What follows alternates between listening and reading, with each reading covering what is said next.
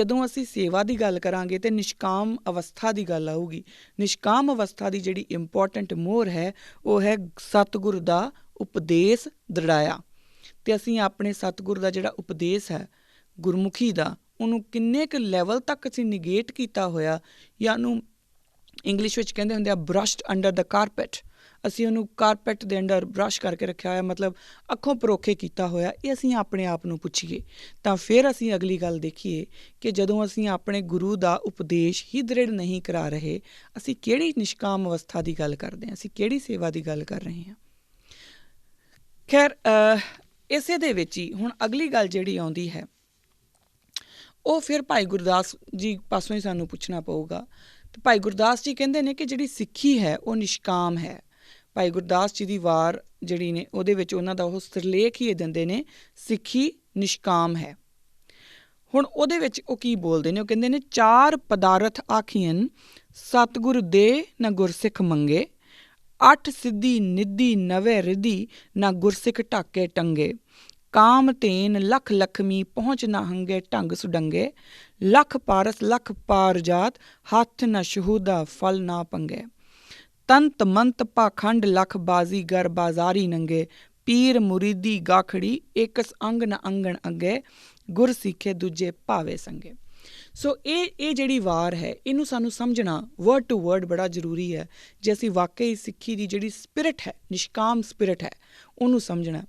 ਮੈਨੂੰ ਯਾਦ ਹੈ ਜਦੋਂ ਆਹ ਕਿਸਾਨ ਅੰਦੋਲਨ ਆਪਣੀ ਸਿਖਰਾਂ 'ਤੇ ਸੀ ਤਾਂ ਰਵੀਸ਼ ਕੁਮਾਰ ਨੇ ਇੱਕ ਇੰਟਰਵਿਊ ਲਈ ਕੁਝ ਸਿੱਖ ਚਿਹਰਿਆਂ ਦੀ, ਉਹਨਾਂ ਨੇ ਪੁੱਛਿਆ ਕਿ ਇਹ तुम कैसे करते हो, 1984 में जो आप लोगों के साथ हुआ और अब जो आप लोग कर रहे हो वो दोनों ही बहुत विपरीत बातें हैं, वो बहुत ही ऑपोजिट बातें हैं। वो ये ਉਹਨਾਂ ਦਾ सवाल सी कि ये तुम कैसे कर लेते हो, आप लोगों के अंदर वो गुस्सा क्यों नहीं, आप लोगों के अंदर वो द्वेष क्यों नहीं।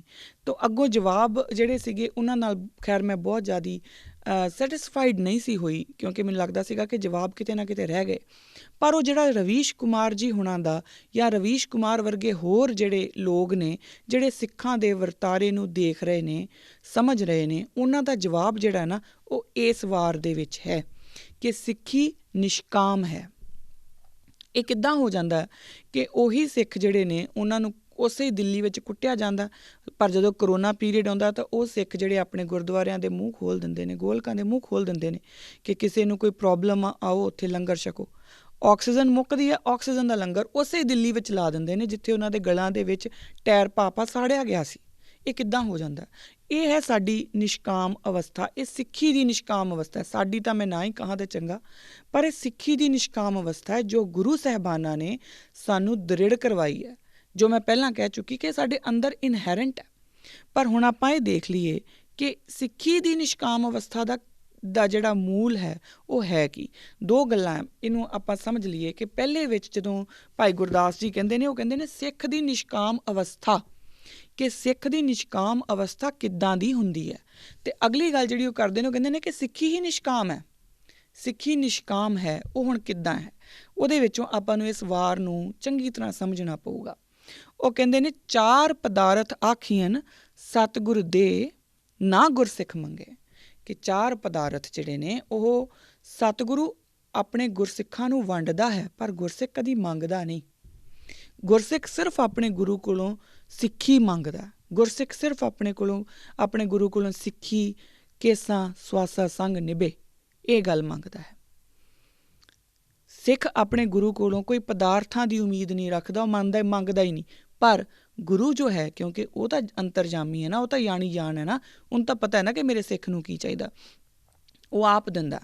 ਸੋ ਪਹਿਲੀ ਗੱਲ ਤਾਂ ਇਹ ਹੈ, ਜਦੋਂ ਅਸੀਂ ਆਪਣੇ ਗੁਰੂ ਘਰ, ਆਪਾਂ ਆਪਣੇ ਗੁਰਦੁਆਰਾ ਸਾਹਿਬ ਦੇ ਵਿੱਚ ਜਾਂਦੇ, ਜਦੋਂ ਦਾ ਉਹ ਇੱਕ ਈਮੇਲ ਦੇ ਵਿੱਚ ਮੈਨੂੰ ਸੁਖਦੇਵ ਸਿੰਘ ਜੀ ਉਹਨਾਂ ਨੇ ਕਿਹਾ ਨਾ ਕਿ ਗੁਰੂ ਘਰ ਅਤੇ ਗੁਰਦੁਆਰੇ ਅਲੱਗ-ਅਲੱਗ ਨੇ, ਮੈਂ ਆਪਣੀ ਇਸ ਗੱਲ ਨੂੰ ਲੈ ਕੇ ਬੜੀ ਕੌਨਸ਼ੀਅਸ ਹੋ ਜਾਂਦੀ ਹਾਂ ਜਦੋਂ ਵੀ ਮੇਰੇ ਮੂੰਹ 'ਚੋਂ ਗੁਰੂ ਘਰ ਨਿਕਲਦਾ। ਸੋ ਇਸ ਗੱਲ ਦੇ ਮੈਨੂੰ ਮਾਫ਼ ਕਰਿਓ ਜੇ।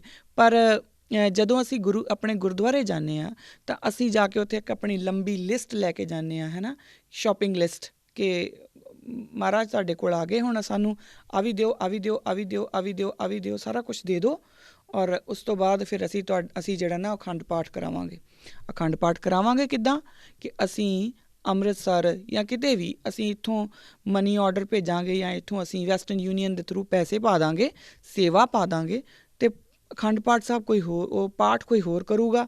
ਸਿਰਫ ਸਾਨੂੰ ਹੁਕਮਨਾਮਾ ਜੋ ਹੈ ਉਹ ਔਨਲਾਈਨ ਮਿਲ ਜੂਗਾ। ਅਸੀਂ ਗੁਰੂ ਨੂੰ ਕੀ ਸਮਝ ਕੇ ਰੱਖਿਆ ਆ, ਹੈ ਨਾ। ਜਿਹੜੀ ਗੁਰਬਾਣੀ ਚਾਹੁੰਦੀ ਹੈ ਨਾ ਕਿ ਲੋਗਨ ਰਾਮ ਖਿਲੌਣਾ ਜਾਣਾ, ਇਹ ਸਿਰਫ ਰਾਮ ਦੇ ਪੂਜਣ ਵਾਲਿਆਂ ਵਾਸਤੇ ਨਹੀਂ ਸੀ, ਜਾਂ ਇਹ ਰਾਮ, ਕਿਉਂਕਿ ਰਾਮ ਤਾਂ ਜਿਹੜੇ ਕੁੱਲ ਕਾਇਨਾਤ ਦੇ ਵਿੱਚ ਰਾਮ ਦੇ ਵਿੱਚ ਵਸਿਆ ਹੈ, ਉਹਦੀ ਗੱਲ ਹੈ। ਔਰ ਜਦੋਂ ਇਹ ਗੱਲ ਆਉਂਦੀ ਹੈ ਸਿੱਖਾਂ 'ਤੇ ਵੀ ਉਨੀ ਟੁੱਕਦੀ ਹੈ। ਸਿਰਫ ਮਾਲਾ ਪਾਉਣ ਵਾਲਿਆਂ ਵਾਸਤੇ ਇਹ ਗੱਲ ਨਹੀਂ ਸੀ, ਇਹ ਸਾਡੇ ਉੱਤੇ ਵੀ ਉਨੀ ਟੁਕਣੀ ਹੈ, ਕਿਉਂਕਿ ਅਸੀਂ ਵੀ ਰਾਮ ਨੂੰ ਖਿਲੌਣਾ ਹੀ ਸਮਝ ਲਿਆ। ਸਾਨੂੰ ਲੱਗਦਾ ਕਿ ਠੀਕ ਆ, ਅਸੀਂ ਸ਼ੋਪਿੰਗ ਲਿਸਟ ਲੈ ਕੇ ਗਏ ਸੀ, ਸਾਡੀ ਸ਼ੋਪਿੰਗ ਲਿਸਟ ਦੇ ਵਿੱਚੋਂ ਗੁਰੂ ਸਾਹਿਬ ਨੇ ਸਾਨੂੰ ਆਹ ਚੀਜ਼ਾਂ ਸਾਨੂੰ ਪੈਕ ਕਰ ਦਿੱਤੀਆਂ, ਤਾਂ ਹੁਣ ਅਸੀਂ ਕੀ ਕਰੀਏ ਕਿ ਹੁਣ ਅਸੀਂ ਪਿੱਛੇ ਪੈਸੇ ਪਾ ਦਈਏ ਜਾਂ ਇੱਥੇ ਕਿਸੇ ਗੁਰਦੁਆਰਾ ਸਾਹਿਬ ਦੇ ਵਿੱਚ ਸੇਵਾ ਭੇਟਾ ਦੇ ਦਈਏ, ਅਤੇ ਉਸ ਤੋਂ ਬਾਅਦ ਸਾਨੂੰ ਜਿਹੜਾ ਹੁਕਮਨਾਮਾ ਉਹ ਮਿਲ ਜੂਗਾ, ਅਸੀਂ ਉਹਨੂੰ ਫਰੇਮ ਕਰਾ ਕੇ ਰੱਖ ਲਾਂਗੇ। That is it. ਇੱਦਾਂ ਨਹੀਂ ਹੁੰਦਾ, ਇੱਦਾਂ ਨਹੀਂ ਹੁੰਦਾ। ਉਹ ਗੁਰੂ ਹੈ ਅਤੇ ਗੁਰੂ ਦਾ ਕੋਈ ਕਾਰਨ ਹੈ, ਉਹ ਗੁਰੂ ਹੈ, ਅਸੀਂ ਗੁਰੂ ਨਹੀਂ ਹਾਂ, ਇਹਦਾ ਕੋਈ ਕਾਰਨ ਹੈ ਨਾ। ਇਹਨੂੰ ਆਪਾਂ ਸਮਝ ਲਈਏ।